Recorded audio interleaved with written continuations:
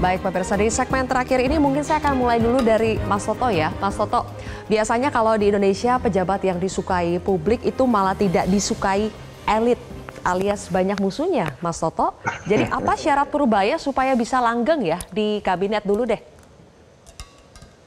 Ya, pertama ingat fungsinya adalah seorang teknokrat tadi, bukan seorang influencer yang akan menikmati setiap views yang bertambah, algoritma yang membaik. Dan itu memang tidak mudah dalam dunia yang sulit membedakan apa yang disebut dengan kualitas dengan yang disebut dengan popularitas. Karena Pak Purbaya terbukti sebetulnya memang memiliki kualitas yang kemudian menjadi antitesis dari kejenuhan masyarakat. Beliau misalnya secara mindset pro-growth yang cenderung mungkin akan gambling dengan berbagai kebijakannya, tapi itu yang paling kompatibel dengan gamblingnya Pak Prabowo mengejar target pertumbuhan ekonomi yang dianggap tidak realistis.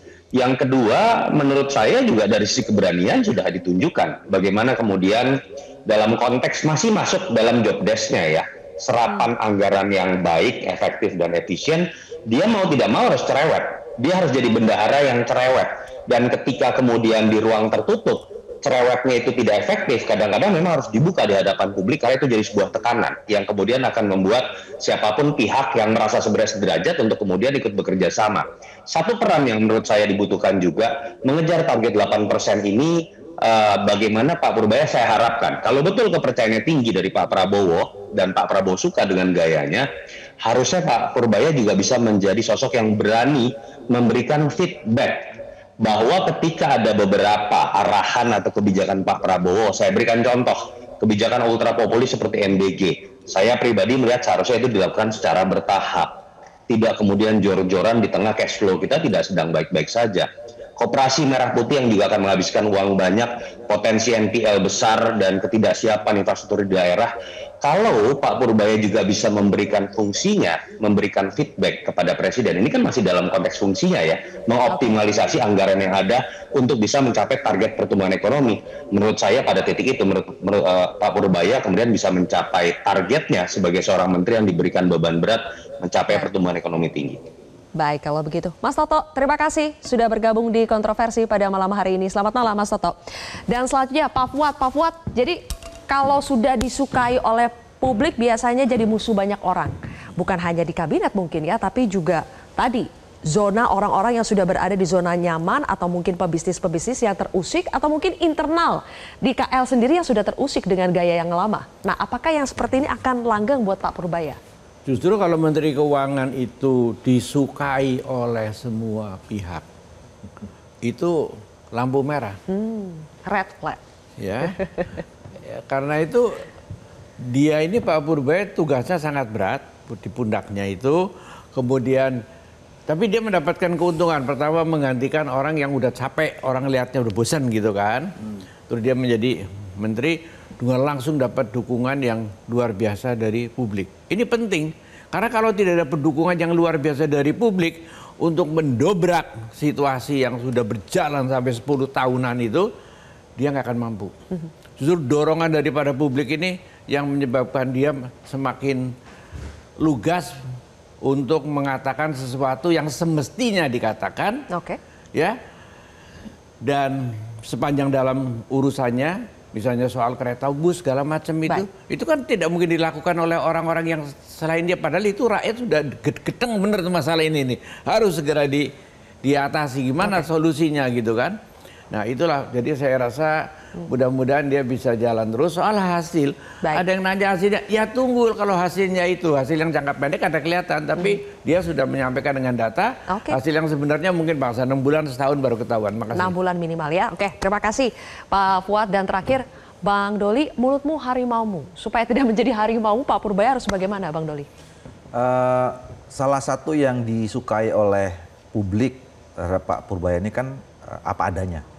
Ya, saya kira pertama harus konsisten apa adanya, apa saja yang benar itu diungkapkan, apa yang salah juga diungkapkan tanpa pandang bulu, mau siapapun yang dihadapi gitu. Termasuk tadi disampaikan oleh Toto ya, bahwa kalau misalnya ada kebijakan sesuatu yang dianggap punya dampak tidak baik terhadap katakanlah soal keuangan kita dan segala macam, itu harus diungkapkan juga, gitu loh ya. Jadi itu yang nanti akan mengurangi tadi mulutmu harimaumu itu. Artinya mulutmu itu menjadi malaikatmu lah kira-kira gitu kan. Jadi apa yang dikatakannya itu menjadi sesuatu yang konkret dirasakan oleh rakyat Indonesia. Baik, terakhir 1 menit Bang Hensat. Ya, ada 2 hal yang ingin saya sampaikan, Zilvia. Yang pertama adalah self presentationnya Pak Purbaya.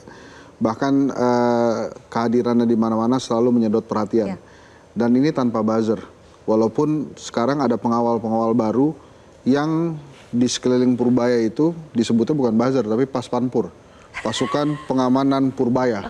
Paspampur. Oke. Kemudian yang kedua, ini tentang proses. Pak Purbaya juga harus diingatkan bahwa masyarakat harus diajarkan tentang proses. Ini tidak bisa instan. Hal yang disampaikan dirinya kepada Wapres Gibran itu bagus banget. Kan Gibran minta suntikan daerah ditambah. Pak Purbaya bilang nggak bisa. Karena saat ini keuangan kita tidak baik-baik saja. Harus lebih baik dulu baru kemudian suntikan itu dilakukan. Maka proses ini penting. Seperti guru saya mengatakan bahwa jangan berharap matahari terbit lebih cepat. Jadi artinya memang ada proses kesabaran yang ditunggu.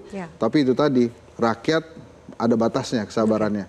Dan indikator kesabaran rakyat itu ada di kantong. Kantong mereka bakal tebal nggak nih? Walaupun tadi saya katakan, setiap kali kita mendengarkan Pak Purbaya bicara, kok kita pikirnya, wah bulan depan kita tajir bareng-bareng. Yang penting manifestasi dulu ya. Thank you kalau begitu Mas Hensat, Pak Fuad dan juga Bang Doli, terima kasih. Pemirsa, ketika kepercayaan publik sudah diraih, giliran janjinya kita tagih. Kalau rakyat sejahtera bukan lagi Purbaya versus everybody, tapi Purbaya is our body. Saya Zilvia Iskandar pamit undur diri, terima kasih telah menyaksikan Kontroversi.